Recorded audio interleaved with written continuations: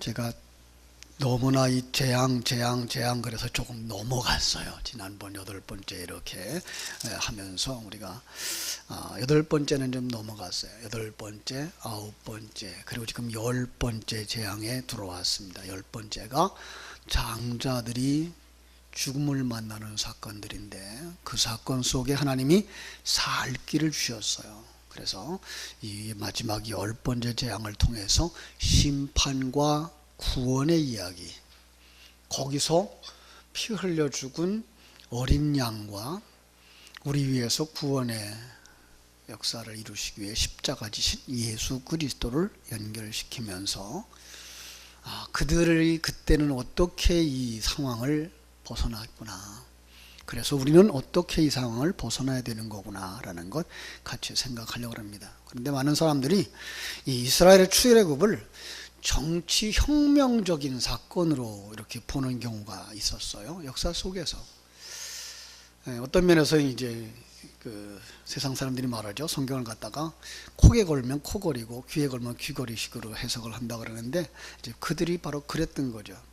17세기에 왕권에 항거하는 영국의 급진주의자들이 1960년대에 또 미국의 인권운동가들이, 그리고 남미에서 해방신학을 했던 그들이 바로 이 사회적 혁명을 운동을 일으켰던 그 샘플을 갖다가 바로 이스라엘의 출애굽이라고 만드는 거죠. 그렇게 해석하면 참 위험하죠. 성경을 통해서 우리가 하나님 앞에서 살아가는 모습을 보여주어야 되는데, 그러지 못하면 자칫 이렇게 사람을 선동하는 일에 성경을 인용함으로 말미암아 우리의 이 선동이 하나님이 기뻐하는 거다라고 이렇게 이끌어가는 수가 있는 거죠. 그 대표적인 예가 이제 십자군 운동들이었던 거죠. 십자군 운동에 십자가 깃발만 들고 나가면, 이스라엘 백성들이 이 언약궤를 들고 나가면 전쟁했던 것처럼 우리도 십자가만 붙들고 나가면 이긴다 그래가지고 이 십자군을 만들고 거기에 사람들을 동원하고, 심지어는 우리가 죄가 많아서 그러니까 죄 없는 어린아이들을 전쟁터에 내보내자 그래가지고 이 소년 십자군까지 만들어서 완전히 포로가 되어지고 전쟁에 패하는 결과들을 빚어냈던 것 우리가 알 수가 있습니다. 성경은 이렇게 우리로 하여금 사회적 운동에 성경을 인용하라고 주신 것은 아니고요. 성경 속에 나와 있는 인물들은 어떤 면에서 예수 그리스도의 상징이고, 그 예수 그리스도를 통해서 하나님의 백성들을 어떻게 하나님의 말씀에 순종하는 쪽으로 이끌어 가는가를 보여주고 있는 것이라고 보셔야 됩니다. 물론 이 출애굽은 역사 속에서 분명히 있었던 일이죠. 이스라엘 백성들이 애굽에서 400년 동안 노예 생활했던 것도 그대로 있었던 일이고, 거기서 그들이 애굽을 탈출해서 홍해를 건너고 그리고 광야길을 거쳐서 가나안 땅에 들어갔던 것 역시 역사 속에 있었던 일이에요. 그러나 그것을 하나님은 이렇게 그릇으로 삼아서, 계시의 도구로 삼아서 우리로 하여금 지금 뭐예요? 출애굽하라고 하는 얘기고요. 그죠? 그럼 우리는 어디에서 출애굽을 해야 되는 거예요? 사단의 올무에서, 이 세상적인 가치관에서, 세상 사람이 생각하고 있는 이 세상이 전부인가 봐. 그 밖의 세상을 모르는 거예요. 내가 어디서 왔는지도 모르고 어디로 가는지도 모르는 그 세상 속에서 우리가 나와서, 우리는 하나님의 은혜 속에서 태어난 사람들이고 하나님의 은혜 속에서 주님과 함께 길을 걸어가는 사람들이고, 완성되어질 때 우리는 어떻게 완성되어지며 천국에 어떻게 들어갈 거야를 계시해 주는 계시의 도구로 보실 때 성경은 바로 볼 수가 있는 거죠. 아마 유월절 사건이 없었다면 이스라엘 백성은 출애굽은 절대로 일어나지 않았을 거예요. 그래서 하나님께서 이 유월절을 통해서 아주 귀한 일을 하시는데, 여러분 이 유월절을 통해서, 아니 이 출애굽의 사건을 통해서 하나님이 하시고자 하는 일이 뭐라고요? 뭘 보여줄까요? 다 잊어버렸죠. 출애굽기 5장 22절로 6장 8절이라고 그랬잖아요. 그 출애굽의 사건을 통해서 우리와 하여금 하나님이 우리를 애굽에서 건져낸 여호와, 계획을 가지고 계시는 분, 언약을 가지고 계시는 분, 그 언약을 성취하시는 하나님인 줄을 알게 하는 것이고, 그로 말미암아 우리가 구원받아서 우리가 그의 백성 되게 하려고 하시는 것, 이게 출애굽의 목적이고요. 여기 10가지 재앙을 통해서 보여주신 목적이고요. 이것이 더 나아가서는 우리가 하나님의 백성 되어지는 과정의 이야기를 해주시는 거다라는 거예요. 그래서 우리는 이 속에서 우리가 뭘 볼 수가 있어야 돼요? 심판하시는 하나님. 그렇죠? 근데 왜 심판을 할까요? 하나님은 공의로우시기 때문에 그래요. 예, 우리 하나님은 공의로우신 하나님인 줄로 믿습니다. 근데 공의라고 하는 말 속에는 아주 무서운 내용이 들어가 있죠. 잘한 사람에게는 상 주고 못한 사람에게는 벌 주시는 하나님. 근데 상 주시는 말을 들을 때는 그런데 기분이 좀 괜찮은데 벌 받는다고 하는 생각을 들으면 깜짝 놀라는 거죠. 그렇죠? 그런데 우리 벌 받을 수밖에 없는, 우리는 어디에 속한 사람? 애굽에 속한 사람. 어디에 속한 사람? 사단에게 속한 사람. 타락하여서 사단의 사상에 그대로 물들어 있는 거예요. 어느 만큼 물들어 있어요? 양파는 벗겨도 뭐가 없다? 핵심이 없어요.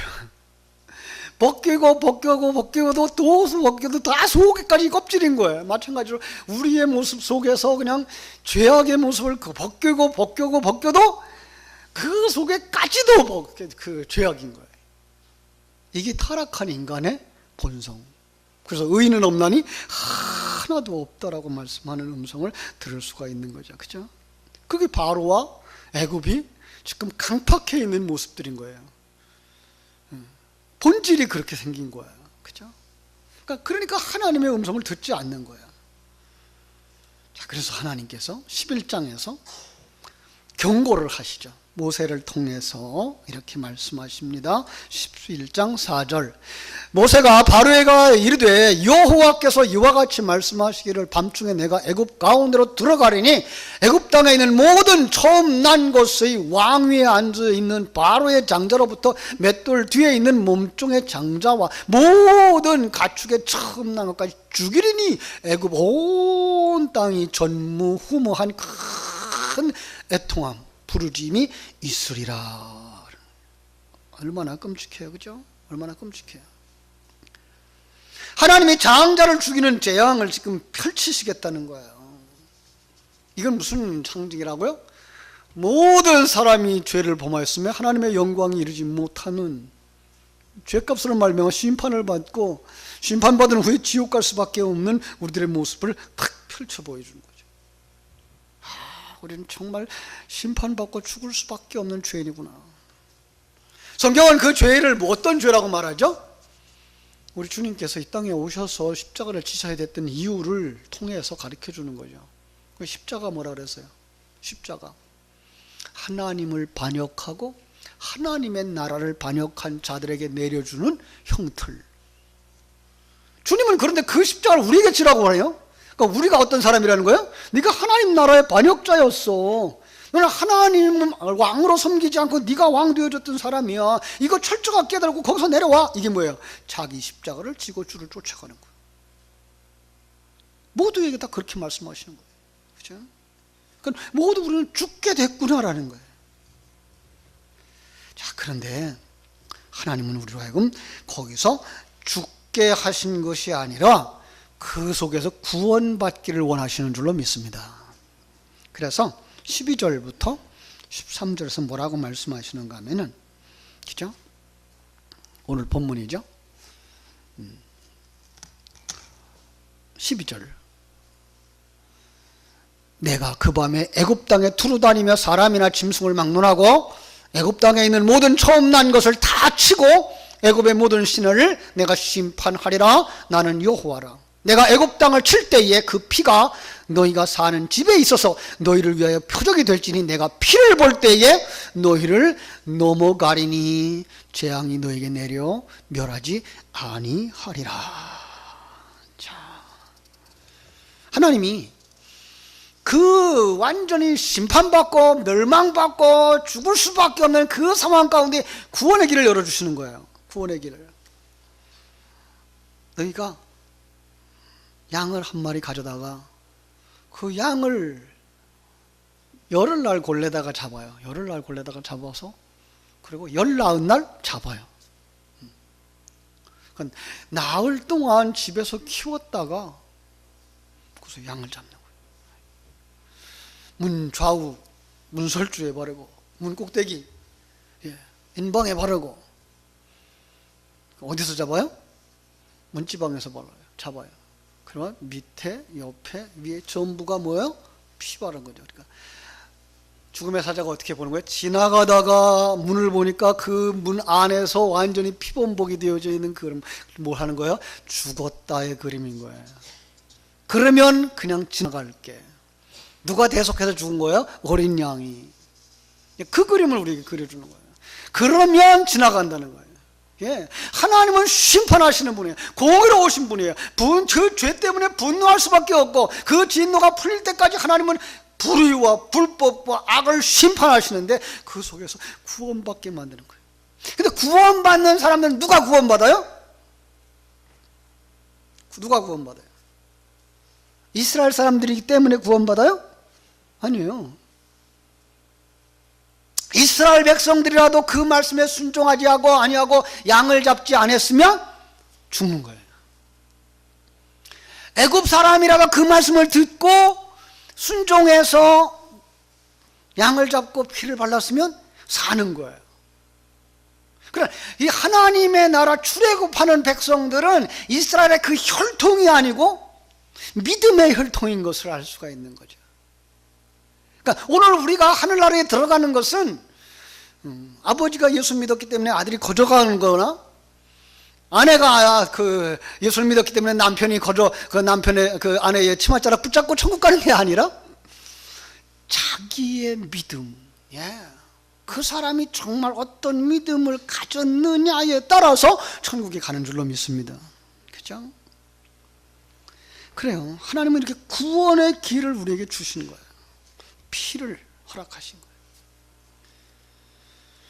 자, 이스라엘 백성들이 그 말씀에 순종했을까요? 안 했을까요? 금방 얘기했어요. 순종 안 하면 죽는 거예요. 장자가 죽었다는 말은 무슨 말이에요? 그 집안이 다 죽었다는 의미예요. 우리가 성경을 해석하면서 그렇게 얘기하죠. 아들이 저주를 받은 건 누구의 저주라고요? 아버지의 저주라고요. 그러니까 아버지도 저주받은 모습을 아들에게 저주받은 그림으로 그리는 거예요. 왜 그런 그림을 그릴까요? 우리는요, 이 땅에 살아가면서 아들로 완성되어지는 거예요. 이 그림이에요. 그래서 성경에 나오면 과부가 자기 아들을 데리고 나와요. 죽은 아들을 데리고 나와요. 이게 무슨 뭐예요? 너는 지금 죽은 아들이야. 그런데 누구를 만나요? 예수님 만나요. 그러면 누가 살아나요? 아들이 살아나요. 이런 그림이에요. 그건 뭐예요? 그 과부의 모습이에요. 나의 모습이에요. 내가 정말 예수님을 신랑으로 모시고 살지 못했는데 그게 뭐예요? 내가 죽은 모습이에요. 죽은 아들의 모습인 거예요. 그런데 예수님을 만나니까 이 아들이 살아나는 거예요. 내가 과부였는데 아들로 완성되어지는 그 그림을 그려내고 있는 거란 말이에요. 그러니까 여기도 우리에게 그렇게 보여주는 거예요. 장자의 죽음, 그건 뭐예요? 그 가문의 멸망이에요. 그건 영원한 지옥을 상징하고 있는 거죠. 그렇습니다. 하나님은 이스라엘 백성들이기 때문에 구원한 것이 아니하고 그 약속의 말씀을 믿고 받아들이는 그 뭐예요? 믿음을 가지고 예수의 보혈을 믿는 그 믿음 가지고 구원해 가시는 줄로 믿습니다. 그래서 출애굽의 역사에서는요, 이스라엘 백성들만 출애굽하지 않아요. 다른 민족들도 함께 출애굽하는 것을 우리는 볼 수가 있습니다. 그렇습니다. 그러니까 그 당시에 애굽이라고 하는 나라에는요, 이스라엘만 노예 생활한 게 아니고 다른 나라 사람들도 거기서 노예 생활한 거예요. 다른 민족들도. 그런데 이스라엘 백성들과 함께 종살이 하던 그 민족이 이 약속의 말씀을 듣고서 거기 따라서 순종하고 그 말씀을 자기의 믿음으로 알고, 여러분, 사느냐 죽느냐의 문제예요. 이거는요, 우리는 아주 쉽게 그냥 양 한 마리 잡아서 피 바르고 저녁에 먹고 그래서 살았구나 정도가 아니라, 그렇게 하면 사는 거고 하지 않으면 죽는 거예요. 그렇게 하면 천국에 가는 거고 그렇게 하지 않으면 지옥 가는 거예요. 우리의 지금 신앙생활은요, 사느냐 죽느냐의 아주 중대한 문제라고요. 근데 우리는 이걸 너무나 소홀하게 여기죠. 너무나 가볍게 여겨요. 우리는 조금 더 깊이 있게 우리의 신앙이 얼마나 소중한 것이며 내 믿음 가지고 내가 천국에 갈 수 있을까 없을까 점검해 볼 수 있어야 돼요. 제가 공부를 좀 하려고 요즘 계속 이렇게 사람들을 만나고 있는데, 대화를 하다 보면 완전히 인본주의적인 색채로 가득 차 있는 목사님들의 모습을 볼 수 있어요. 심리학으로 가득 차 있고, 인간의 심리를 어떻게 하면 해결할까, 그 갈등의 문제를 어떻게 하면 해결할까 하는 그런 인본주의적이고 심리학적인 사상으로 가득 차 있는 목사님들을 만날 수가 있어요. 그래도 이제 아픈 소리를 제가 한마디 해요. 하지 말아야 되는데 꼭 하는데, 뭔가 하면 그렇게 해서 그 성도들이 구원이 완성될까요? 그렇게 해서 그 성도들이 정말 거듭나고 하나님 앞에서 자기 십자가를 지고 자기를 부인하고 완성되어져 천국에 갈 수 있을까요? 라는 질문을 하죠. 왜요? 우리의 역할은, 우리 신앙인들의 그 궁극적인 목적은 이 세상에서 행복하게 사는 것 좋아요. 이 세상에서 편안하게 사는 것 좋아요. 이 세상에서 문제없이 잘 넘어가는 것 좋아요. 그러나 더 중요한 것, 마지막에 천국에 가느냐 못 가느냐의 문제에 달려 있는 거예요. 이게 다 가지고 가면 얼마나 좋겠어요. 그런데 오늘 우리가 정말 무엇이 더 중요한가? 주님이 보신 걸 뭐예요? 죽음의 사자가 그 밤에 뭘 봐요? 그 집에 피가 발라져 있느냐는 거예요. 여러분, 주님께서 우리를 볼 때 뭘 보셔요? 우리 속에 예수의 피가 있느냐라는 거예요. 예수의 생명이 있느냐, 예수의 DNA가 있느냐라는 거예요.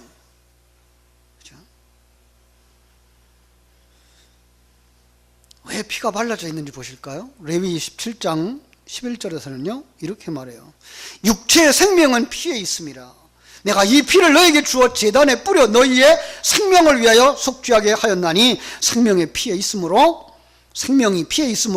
피가 죄를 속하느니라. 짐승의 피를 의미하지 않겠죠? 예수의 피죠. 그죠? 보혈의 피죠. 근데 예수의 피가 왜 보혈이 됩니까?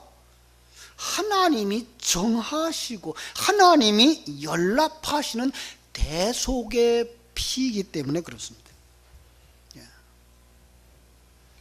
오늘 본문에 나오는 7절 8절에서 그들은 어떻게 해야 된다고요?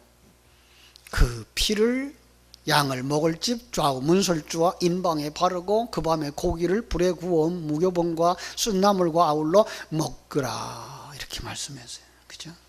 그러면 어떻게 된다고요? 사는 거예요. 마치 요한복음 6장 52절로 59절의 말씀과 같은 거예요. 기억하세요? 요한복음 6장 52절 이하의 말씀이요, 뭐라고 되어 있는가 하면 내 살은 참된 양식이요 내 피는 참된 음료로다.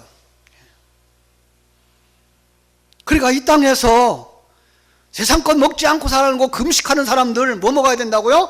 예수의 살을 양식으로 삼아 먹어야 되는 거예요. 이 땅에서 목마른 자들 뭐 마셔야 돼요? 그 반석에서 나오는 생수, 예수님의 보혈을 음료로 마셔야 되는 거예요. 그 사람만 사는 거예요. 그래서 이렇게 말씀하셨어요. 내 살을 먹고 내 피를 마시는 자는 내 안에 거하고 나도 그 안에 거하나니. 그런데 그걸 여러분 어떻게 먹어요? 우리는 성찬으로 받죠? 그런데 거기에 조금 더 깊이 들어가야 돼요. 성찬 예식에서 떡조각, 포도즙 한 컵, 그것이 우리를 살리는 게 아니라 이것은 뭔가 상징하고 있는 거잖아요. 그러니까 성경 속에서 그 상징의 내용들을 풀어주셨고, 그 사이에 그 풀어주는 성경 내용 속에서는 바로 진리의 말씀, 사람이 떡으로만 사는 것이 아니요 하나님의 입으로 나오는 진리의 말씀으로 사는 것이라고 말씀해 주신 것처럼 우리는 진리의 말씀을 생명 양식으로 삼고 진리의 말씀을 그죠? 참된 음료로 삼아서 받아들이는 사람들, 그게 뭐예요? 성찬에 참여하는 사람들, 그게 뭐예요? 예수의 살과 피를 먹는 사람들, 그게 뭐예요? 예수 어린 양의 피를 문 좌우 설주에 바르고 그 집에서 고기를 먹은 사람들인 것을 우리는 알 수가 있는 거죠. 그죠? 그러니까 우리는요, 졸고 있으면 안 돼요. 그죠? 졸면은, 어디로 들어가요, 밥이? 입으로 들어가는지 코로 들어가는지 모르니까. 정말 말씀을 깊게 듣고 내게 주시는 말씀이라고 생각해서 그 말씀에 귀를 기울이고 나는 과연 이 말씀을 어떻게 받고 있는가? 아멘으로 받아서 정말로 하나님이 주신 그 생명 때문에 내가 살고 예수님이 흘려주신 그 보혈 때문에 내가 사는구나 감격하는 사람, 그게 뭐한 사람이에요? 예수의 피를 바른 사람이고 예수의 고기를 먹은 사람인 줄로 믿습니다. 그래서 뭐라고 말씀하셔요? 예수의 살을 먹지 아니하고 예수의 피를 마시지 아니하면 너희 속에 생명이 없느니라라고 말씀하시는 거예요. 그럼 생명 없는 사람은요, 죽은 자예요. 이 세상에서 멀쩡히 사는 것 같지만 그가 하나님의 생명을 가지지 못했으면 죽는 거예요. 그래서 그 말씀은 마태복음 16장 11절로 12절에서 누룩과 연결되어져요. 누룩과. 저는 주님께서 이렇게 말씀해요. 어찌 내가 말한 것을 떡에 관함이 아닌 줄을 깨닫지 못하느냐. 오직 바리새인과 사두개인들이 누룩을 주의하라 하시니 그제서야 제자들이 떡의 누룩이 아니요 바리새인과 사두개인의 교훈을 삼가라는 말씀인 줄을 깨달았더라. 주님이 바리새인들의 누룩을 조심하라고 했어요. 누룩이 뭐예요? 누룩? 성경이 말하고 있는 누룩. 그거는요, 출애굽할 때 그들이 먹었던 음식과 비교하면 돼요. 출애굽할 때 그들은 어떤 떡을 먹었어요? 무교병, 누룩이 들어가지 아니한 떡. 그게 뭐예요? 누룩이 들어가지 아니한 떡. 그게 뭐예요? 생명의 떡인 거예요. 누룩이 뭐예요? 죄인 거예요. 세상 것인 거예요. 세상에 길들여지지 아니한 진리, 그걸 먹어야 되는 거예요. 세상의 사상, 그 바리새인들의 종교적 사상, 인본주의적인 색채를 조심하라. 이게 뭐예요? 그 누룩을 조심하라라고 했던 거예요. 그렇습니다. 그래서 우리는 정말로 예수의 보혈을 바른 자, 예수의 살을 먹는 자가 되어져야 할 줄로 믿습니다. 그 집에 가면 뭐가 보여야 돼요? 그 집에 가면 예수의 피가 보여야 돼요. 그죠? 붉은 피. 여호수아 2장에도 그러한 내용이 있죠.